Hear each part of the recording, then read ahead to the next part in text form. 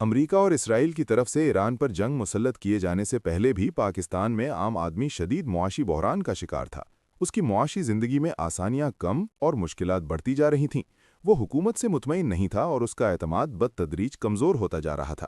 تاہم امریکہ ایران جنگ شروع ہونے کے بعد سے عالمی سطح پر جو معاشی بے یقینی کی صورتحال پیدا ہوئی، اس کے منفی اثرات پاکستان میں پوری شدت کے ساتھ محسوس کیے جا رہے ہیں، اور ان اثرات نے عوام کی مشکلات میں مزید اضافہ کر دیا ہے۔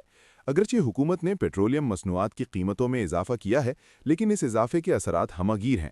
پیٹرولیم مصنوعات اور ایل پی جی کی قیمتوں میں اضافے سے نہ صرف بجلی مزید مہنگی ہونے کا خدشہ بڑھا ہے، بلکہ مہنگائی کی ایک نئی اور شدید لہر بھی جنم لے چکی ہے۔ حکومت کے مطابق وہ کوشش کر رہی ہے کہ ان غیر معمولی حالات میں عام آدمی پر کم سے کم بوجھ ڈالا جائے۔ کفایت شاری مہم کو بھی اسی سلسلے کی ایک کڑی بتایا جاتا ہے، اور حالیہ دنوں پیٹرول کی قیمتوں کو 458 روپے فی لیٹر تک بڑھا کر پھر اس میں 80 روپے فی لیٹر کی کمی بھی اسی پالیسی کا تسلسل ہے۔ تاہم عوام میں بے چینی اور غصہ پایا جاتا ہے، اور یہ خدشہ بڑھ رہا ہے کہ اگر عالمی سطح پر کشیدگی کم نہ ہوئی تو ملک میں معاشی بحران مزید گہرا ہو سکتا ہے۔ عالمی بینک کی ایک رپورٹ کے مطابق اس جنگ کے نتیجے میں دنیا بھر میں خوراک کا شدید بحران پیدا ہونے کا خدشہ ہے، جس نے ترسیل کے نظام کو بھی متاثر کیا ہے۔ پاکستان اور اس جیسے دیگر ممالک جو پہلے ہی سیاسی اور معاشی کمزوریوں کا شکار تھے، اس صورتحال سے زیادہ متاثر ہو رہے ہیں۔ حکمران ان حالات سے نمٹنے کے لیے سر جوڑ کر بیٹھے ہیں، کیونکہ نہ صرف ان پر دباؤ بڑھ رہا ہے بلکہ عوامی تنقید میں بھی اضافہ ہو رہا ہے۔ ان حالات سے نمٹنے کے لیے سخت اور غیر مقبول فیصلے ناگزیر ہیں، مگر ایسا محسوس ہوتا ہے کہ سیاسی اشرافیہ ان فیصلوں سے گریزہ ہے۔ حکومتی اور بیوروکریسی کی سطح پر شاہانہ طرز حکمرانی میں وہ کمی نظر نہیں آ رہی جو وقت کا تقاضا ہے۔ وزیراعظم کے کفایت شاری کے اعلان پر بھی مکمل اور مؤثر عمل درآمد نظر نہیں آ رہا، جبکہ صوبائی سطح پر بھی کارکردگی میں واضح خلا دکھائی دیتا ہے۔ پنجاب میں مریم نواز بطور وزیر اعلیٰ سرگرم دکھائی دیتی ہیں، جنہوں نے پبلک ٹرانسپورٹ کو عارضی طور پر مفت کرنے اور موٹر سائیکل سواروں کے لیے پیٹرول پر سبسڈی دینے جیسے اقدامات کا اعلان کیا، مگر ان فیصلوں پر عمل درآمد کی رفتار اور ان کے مؤثر ہونے پر اب بھی سوالیہ نشان ہے۔ موجودہ حالات میں اصل مسئلہ ملک میں بڑھتی ہوئی بے روزگاری اور معاشی عدم استحکام ہے، جو خصوصاً نوجوانوں کو شدید متاثر کر رہا ہے۔ حکومت کے پاس روزگار کے نئے مواقع پیدا کرنے کی صلاحیت محدود ہے، جبکہ روزگار کے موجود مواقع بھی سکڑتے جا رہے ہیں۔ بے روزگار نوجوان شدید ذہنی دباؤ کا شکار ہیں، اور جو برسرے روزگار ہیں وہ بھی غیر یقینی صورتحال سے دوچار ہیں۔ ایسے میں یہ سوال اہم ہے کہ یہ نوجوان کہاں جائیں اور کس پر اعتماد کریں۔ ضرورت اس امر کی ہے کہ ہم اپنے نظام حکمرانی کا سنجیدہ اور غیر جانبدارانہ جائزہ لیں۔ بدقسمتی سے نہ بڑے پیمانے پر صنعتیں لگ رہی ہیں اور نہ ہی چھوٹے کاروبار کے لیے سازگار ماحول فراہم کیا جا رہا ہے۔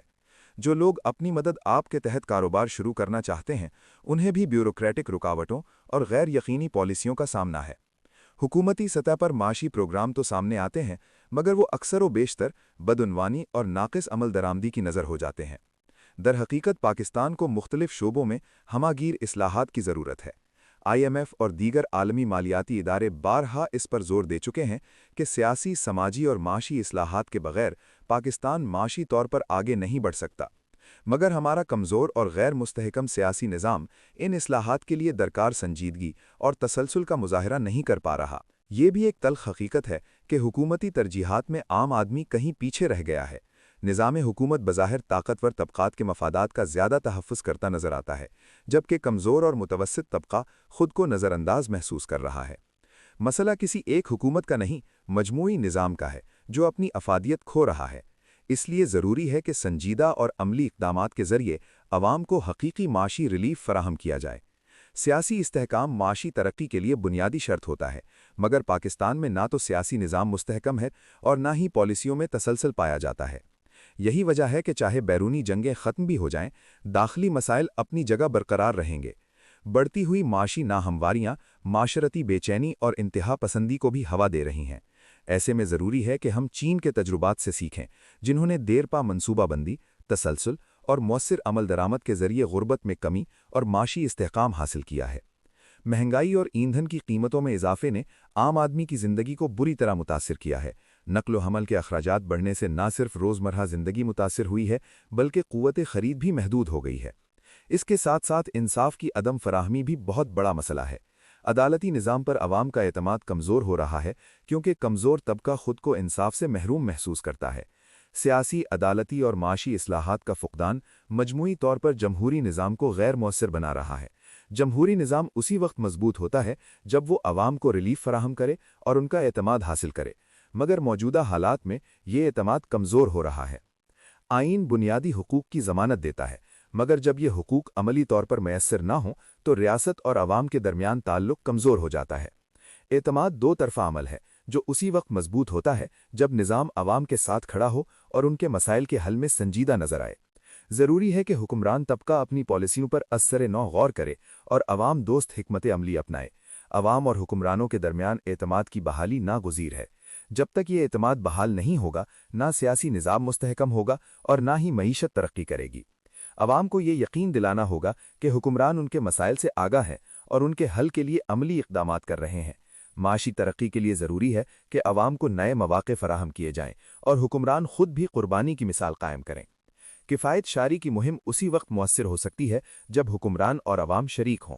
اگر عوام سے قربانی کا تقاضا کیا جاتا ہے تو حکمرانوں کو بھی عملی طور پر سادگی اور کفایت شاری کا مظاہرہ کرنا ہوگا۔ صوبائی حکومتوں پر بھی بھاری ذمہ داری عائد ہوتی ہے کہ وہ اپنے اختیارات کو بروئے کار لاتے ہوئے عوام کو ریلیف فراہم کریں۔ اکثر دیکھنے میں آتا ہے کہ ذمہ داری کا بوجھ ایک دوسرے پر ڈالا جاتا ہے، جس سے وفاق اور صوبوں کے درمیان تناؤ پیدا ہوتا ہے۔ اس طرز عمل سے مسائل حل ہونے کے بجائے مزید پیچیدہ ہو جاتے ہیں۔ بلدیاتی نظام کی کمزوری بھی عوامی مسائل میں اضافے کا باعث بن رہی ہے۔ اگر مقامی حکومتیں مضبوط ہوں اور انہیں سیاسی، انتظامی اور مالی اختیارات حاصل ہوں تو عوام کو نچلی سطح پر بہتر سہولیات فراہم کی جا سکتی ہیں۔